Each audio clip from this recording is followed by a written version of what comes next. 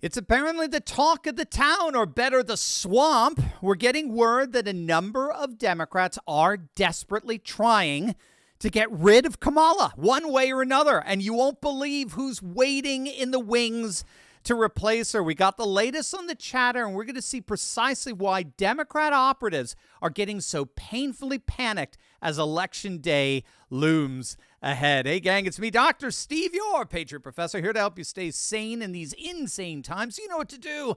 Make sure to smack that bell and subscribe button. Before we dive into the Harris's campaign train wreck, I want to give a quick shout out to the sponsor of this video, and that's the makers of Liver Health Formula.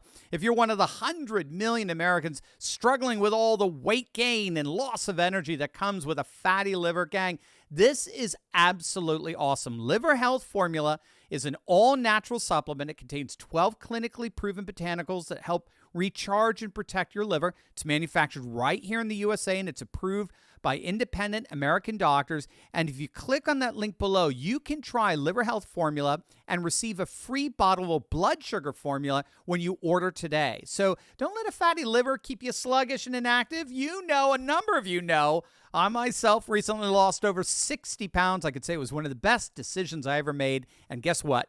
Now it's your turn. Go to the link below or go to getliverhelp.com/Turley. Claim your free bonus. That's getliverhelp.com/Turley.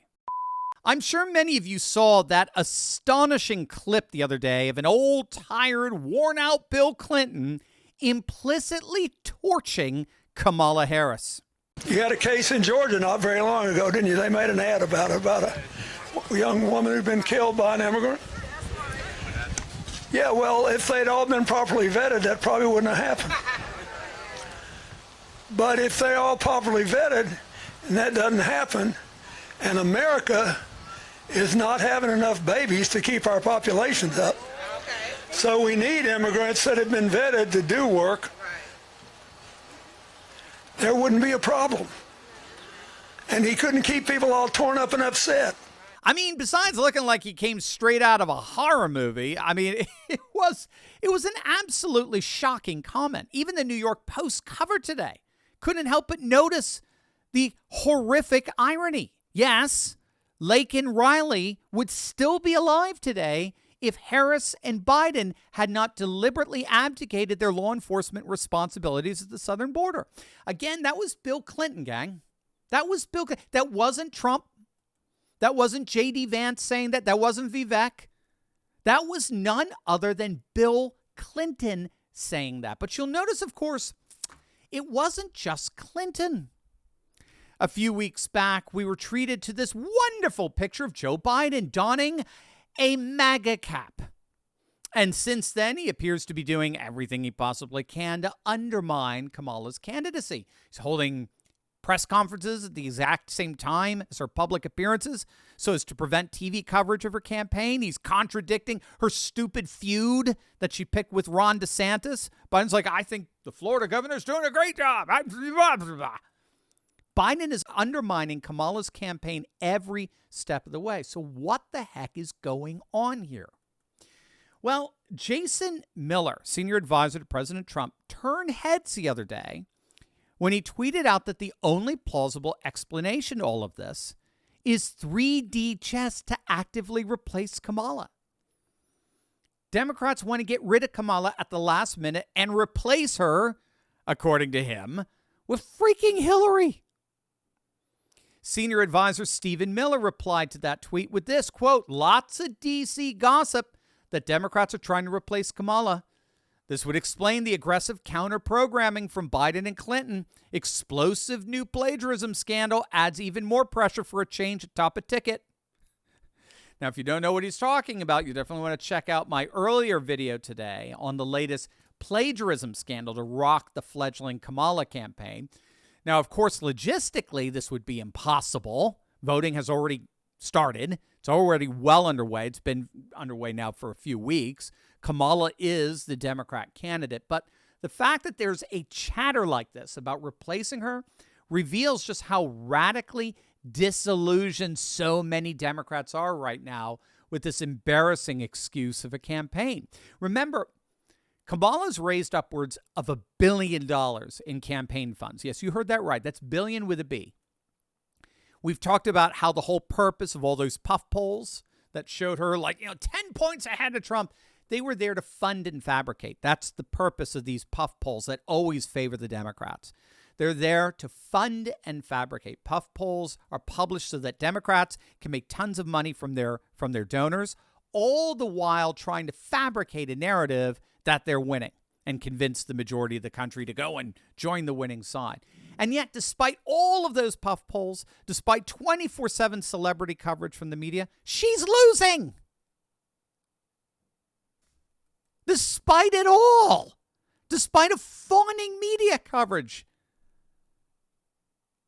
Keep in mind, the media is not merely a part of the Kamala campaign. The media is the Kamala campaign. They are the campaign. Despite all the money, despite all the celebrity news coverage, she's losing. Did you see the latest from Newsweek, by the way? Even Newsweek, which is nothing more than a Democrat rag at this point, even Newsweek is now openly admitting that Trump is poised to win in a landslide. All the predictive indicators are swinging in his direction. The polls, the voter identification registration trends, and the early voting. All three of the predictive indicators are all moving in Trump's direction. For example, Republican dominance in voter registration is happening even in the bluest of blue states like Oregon. Did you see this? Oregon, which hasn't voted Republican since Reagan in 84. They even voted Dukakis in 88. Look at the latest voter registration stats. 30 of their 36 counties have all shifted to the right since 2020. 30 of 36. Again, it's not that Trump is going to win Oregon. It's just indicative of this massive shift to the right we're seeing all over the nation. Gang, even California. Look at the early voting going on in Orange County, California. Look at these early voting totals. Republicans and Democrats are neck and neck. So far, just over 71,000 Orange County residents have voted, 27,812 Democrats, 26,588 Republicans. It's a difference of just over 1,000 for the Democrats.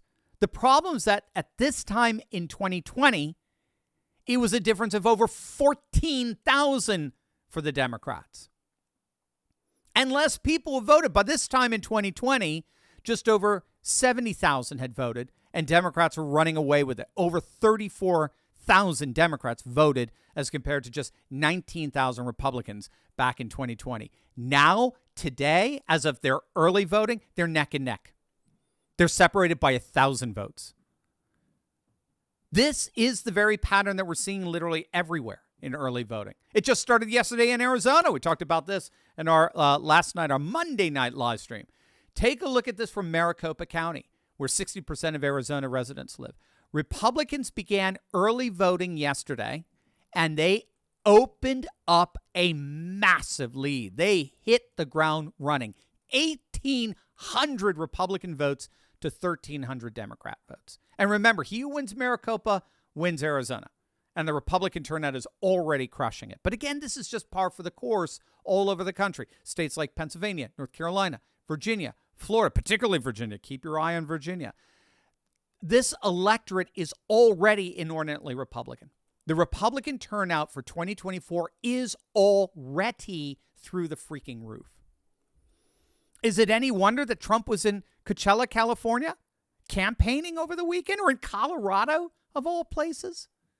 He is very obviously going after the popular vote. Again, with all of the predictive indicators, with a +1 or even as high as a +3 Republican voter identification, according to Gallup, with the early voting already being super Republican, Trump sees the very real possibility of stealing the popular vote from the Democrats, which would explain why more and more Democrats look like they've had it with Kamala.